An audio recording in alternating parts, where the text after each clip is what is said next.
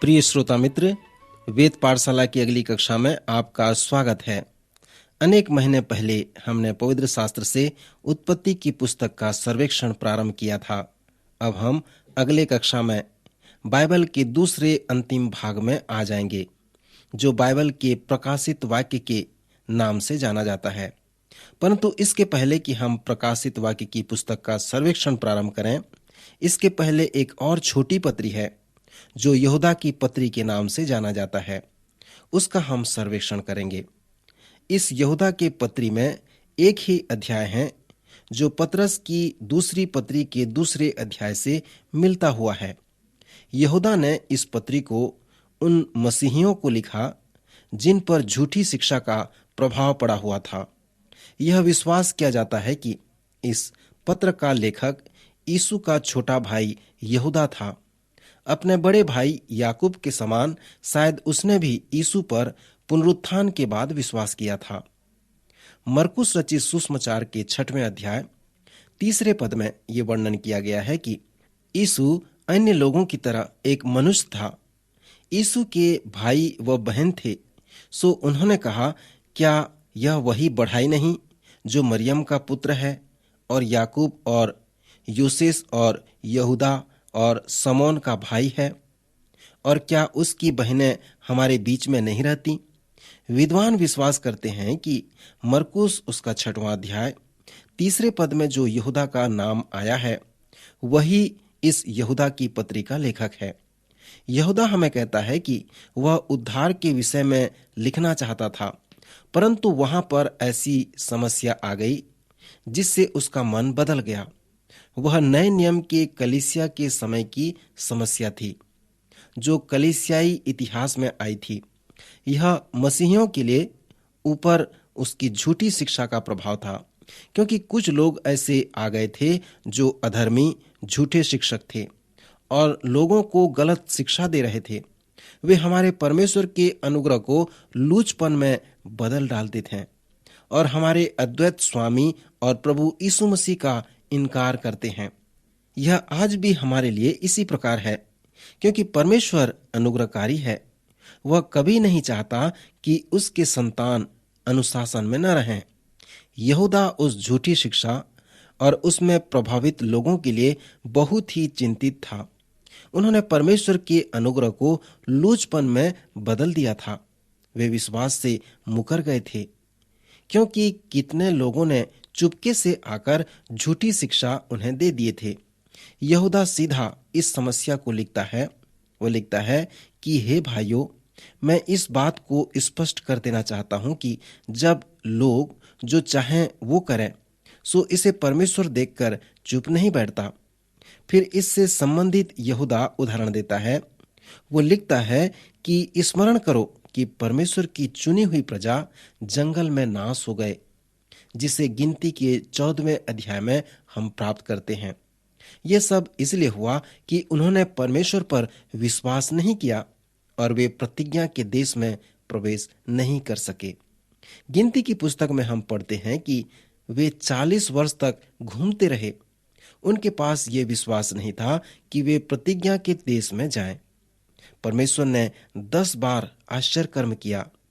उसके द्वारा ये प्रमाणित किया कि वे विश्वास करें, परंतु उन्होंने उस पर विश्वास नहीं किया। सो अंत में परमेश्वर ने गिनती के 14वें अध्याय में कहा कि तुम कभी उस प्रतिज्ञा के देश में प्रवेश नहीं करने पाओगे, क्योंकि तुमने कहा कि यदि तुम कनान में जाओगे तो तुम्हारे बच्चे लूट में चले जाएंगे। उनको मैं उस देश में पहुंचा दूंगा और वे उस देश को जान लेंगे जिसको तुमने तुच्छ जाना है। परमेश्वर 2 लोगों को विशेष रूप से रखा है, कालीब और यहोशू। मित्र, यहूदा चाहता है कि हम गिनती के उस 14वें अध्याय को स्मरण करें, जहां एक संपूर्ण वंश के लोग नाश हो गए।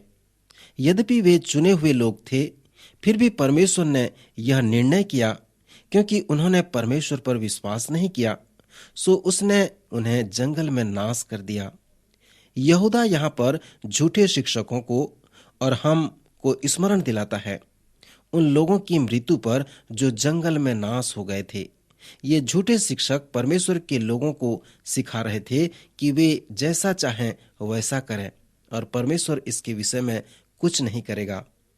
पवित्र शास्त्र सिखाता है कि एक तरफ परमेश्वर का प्रेमी स्वभाव है, जिसका स्वभाव उस मेघधनुष के जैसा है। परमेश्वर का स्वभाव केवल एक ही रंग में नहीं वरन अनेक रंगों में बना हुआ है। परमेश्वर प्रेम के योग्य है, क्योंकि प्रेम वो सार है कि परमेश्वर क्या है। परंतु परमेश्वर क्रोध व न्याय के भी योग्य है, क्योंकि परमेश्वर पवित्र है। फिर अगला उदाहरण जिसे यहूदा देता है वह पतित व भ्रष्ट स्वर्गदूतों के विषय में है। यहूदा कहता है, जिन स्वर्गदूतों ने अपने पद को स्थिर न रखा वरन अपने निज निवास को छोड़ दिया, उसने उनको भी उस भीषण दिन के न्याय के अंधकार में, जो सदा काल के लिए है, बंधनों में रखा है। और फिर अंत में यहूदा का तीसरा उदाहरण सदोम और अमोरा का है कि किस प्रकार सदोम और अमोरा आग और गंधक से नाश कर दिए गए। सो यहूदा इन उदाहरणों को उन झूठे शिक्षकों के लिए देता है और उनके लिए भी देता है जो उन शिक्षकों का अनुसरण करते हैं। परमेश्वर के अनुग्रह को वे लूचपन में बदल देते हैं, निकम्मा बना देते हैं। परमेश्वर का अनुग्रह सस्ता नहीं, उद्धार इतना सस्ता नहीं। आप उद्धार को इस संसार के सोने व चांदी से नहीं खरीद सकते। आपके लिए परमेश्वर उस उद्धार को खरीद देगा। जब आप परमेश्वर पर विश्वास करते हैं और उद्धार में प्रवेश करते हैं, तो एक तरह से आपके उद्धार के लिए कोई दाम आपको चुकानी नहीं पड़ती। आप विश्वास के द्वारा उद्धार को स्वीकार करते हैं, उसे प्राप्त करते हैं। यीशु मसीह, उसकी मृत्यु और उसके पुनरुत्थान पर आप विश्वास करके उद्धार प्राप्त कर सकते हैं। क्योंकि जैसे हमने याकूब की पुस्तक को देखा जो यहूदा के भाई द्वारा लिखा गया है, तो जो विश्वास हमारा उद्धार कराता है वह अकेला नहीं है। यह हमेशा जीवन में आज्ञाकारिता व समर्पण है कि विश्वास का प्रमाण हो। सो जैसे यहूदा इस झूठे शिक्षकों के विषय में वर्णन करता है, तो वह बहुत ही स्पष्ट व उत्साहपूर्वक बताता है, जैसे पतरस ने दूसरे पतरस के दूसरे अध्याय में बताया है। यहूदा ने उन झूठे शिक्षकों को कलंक लगाने वाले और बदनाम लोग कहा है। उसने उन्हें निर्जल बादल कहा है। उन्हें हवा उड़ा ले जाती है और वर्षा नहीं होती। मित्र, क्या आपने कभी इस प्रकार के प्रचारक को देखा है? मान लें कि आप एक सूखी भूमि में हैं। आपके पास परमेश्वर के वचन के लिए एक बड़ी प्यास है और प्रचारक अपने प्रचार में ऐसा बता रहा है कि अब वर्षा बहुत ही होने वाली है, परंतु बाद में बादल छंट जाते हैं, हवा उन्हें उड़ा ले जाती है और एक बूंद भी वर्षा नहीं होती। आप उस संदेश से कुछ भी नहीं प्राप्त कर सकते। सो यहूदा कहता है कि वे झूठे शिक्षक इसी प्रकार के हैं। फिर यहूदा आगे कहता है कि ये झूठे शिक्षक समुद्र के उस प्रचंड हिलकोरे के जैसे हैं, जो अपनी लज्जा का फैन उछालते हैं, और डावाडोल तारे हैं जिनके लिए सदा काल तक घोर अंधकार रखा गया है। वे इस निष्फल पेड़ के समान हैं। यही है वो रूपक कथा जिसे यीशु और उसके भाइयों ने प्रयोग किया था। फल या तो विश्वास की सच्चाई का वर्णन करता है या फिर विश्वास के कमी का। सुबह पतझड़ के निर्जल पेड़ से हैं जो 2 बार मर चुके हैं और जड़ से उखड़ गए हैं। फिर अगला वृतांत है कि वे डामाडोल तारे के समान हैं जिनके लिए सदा काल तक घोर अंधकार रखा गया है। सो इस प्रकार से यहूदा झूठे शिक्षकों के विषय में विस्तार पूर्वक वर्णन करता है। फिर यहूदा उन लोगों के विषय में चिंतित है जिन्होंने झूठे शिक्षकों पर विश्वास किया है। उसने हमें कहा है कि हम उन लोगों को जो शंका में हैं दया करें और बहुतों को आग में से झपट कर निकाल लें। बहुतों पर भय के साथ दया करें। फिर यहूदा उन लोगों को उत्साहित करता है जिनका पुनरुद्धार हो गया है। यहूदा कहता है कि पवित्र आत्मा की सामर्थ में प्रार्थना करना सीखो, अपने आप को परमेश्वर के प्रेम में बनाए रखो और अनंत जीवन के लिए हमारे यीशु मसीह की दया की आशा देखते रहो। फिर यहूदा इस सुंदर आशीष के साथ समाप्त करता है। शायद आप इसे अपने चर्च में सुने होंगे, जिसे कहकर पास्टर आशीष वचन देता है। वह लिखकर स्पष्ट कर देता है कि परमेश्वर हमें हर प्रकार के पाप व परीक्षा में पड़ने से बचा सकता है, चाहे वह झूठे शिक्षक हों या कोई भी क्यों न हो। यहूदा लिखता है, अब जो तुम्हें ठोकर खाने से बचा सकता है और अपनी महिमा की भरपूरी के सामने मगन और निर्दोष करके खड़ा कर सकता है, उस अद्वैत परमेश्वर हमारे उद्धारकर्ता की महिमा और गौरव और पराक्रम और अधिकार हमारे प्रभु यीशु मसीह के द्वारा जैसा सनातन काल से है, अब भी हो और युगानुयुग होता रहे। जिन्होंने पवित्र शास्त्र के पुस्तकों को व्यवस्थित रूप से रखा है और प्रकाशित वाक्य को अंत में रखा है, क्योंकि इसका एक कारण यह है कि यह पुस्तक बहुत कठिन है, इसे समझना कठिन है। अगला कारण कि क्यों इस पुस्तक को बाइबल के अंत में रखा गया है, क्योंकि इसमें सच्चाई के दो क्षेत्र हैं, और यदि हमारे पास प्रकाशित वाक्य नहीं है तो हम कुछ नहीं जान सकते। प्रकाशित वाक्य शब्द यूनानी शब्द भविष्य सूचक से आता है, जिसका अर्थ है पर्दे को खींचना। विषय इस प्रकार है कि मोटे पर्दे के पीछे कुछ है और आप नहीं जानते कि वह क्या है, इसलिए परमेश्वर ने उस पर्दे को पीछे खींच दिया ताकि आप देख सकें कि पर्दे के पीछे क्या है। सो प्रकाशन वो कुछ है जिसे परमेश्वर ने पर्दे को खींच दिया और आपको दिखा दिया, जिससे आप जान सके। उस प्रकाशन के बिना हम सच्चाई के उन दो क्षेत्रों को नहीं जान सकते कि बाइबल का प्रारंभ व अंत कैसे हुआ। पवित्र शास्त्र का प्रारंभ उत्पत्ति की पुस्तक से होता है। जब हमने इसका सर्वेक्षण किया था, तब हम उत्पत्ति या आदि के विषय में देखा था।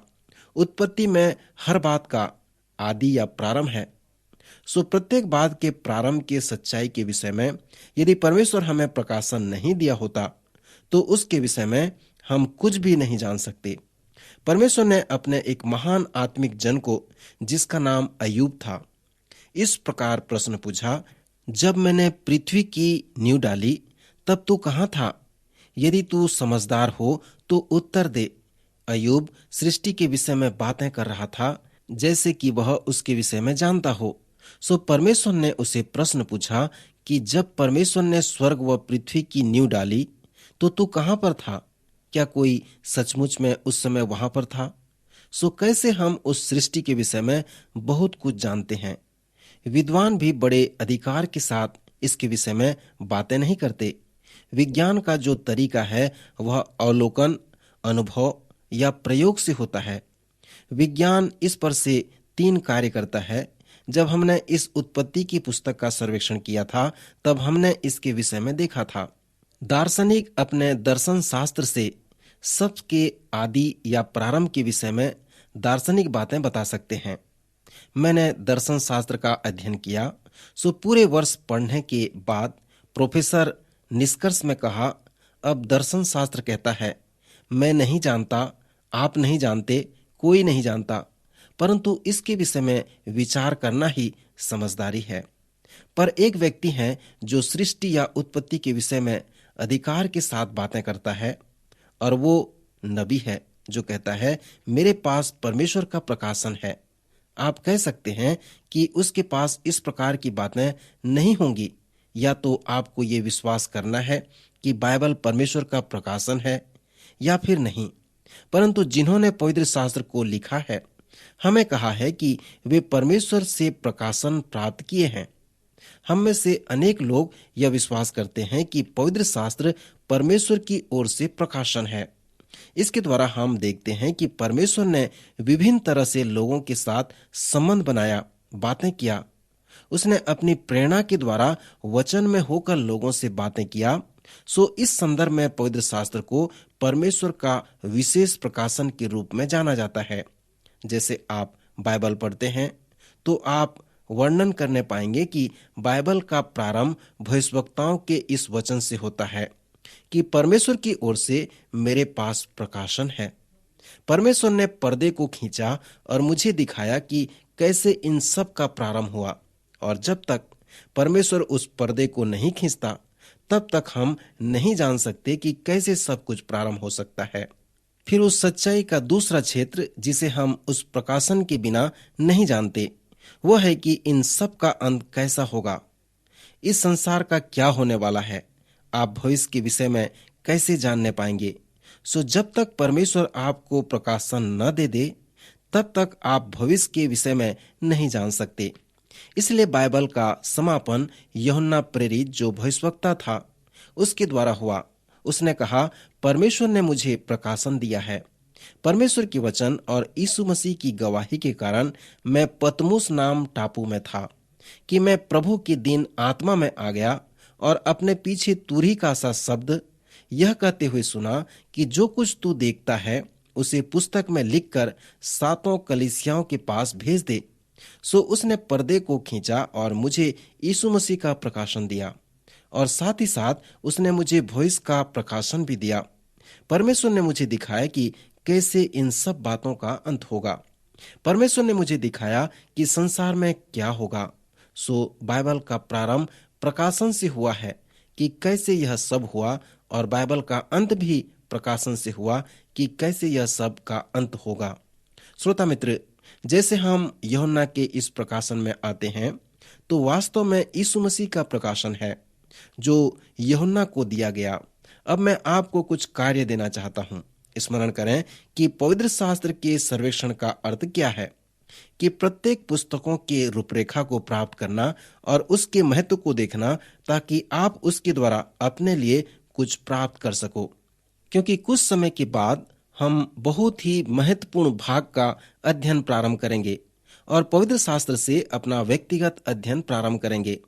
जैसे आप प्रकाशित वाक्य का अध्ययन करते हैं, जो पवित्र शास्त्र का कठिन पुस्तक है, तो मेरा सलाह है कि आप एक कागज लें और उसमें अलग अलग खंड बनाएं और प्रथम खंड में चिन्ह शब्द को लिखें। अब इस तरह से प्रकाशित वाक्य का प्रारंभ होता है।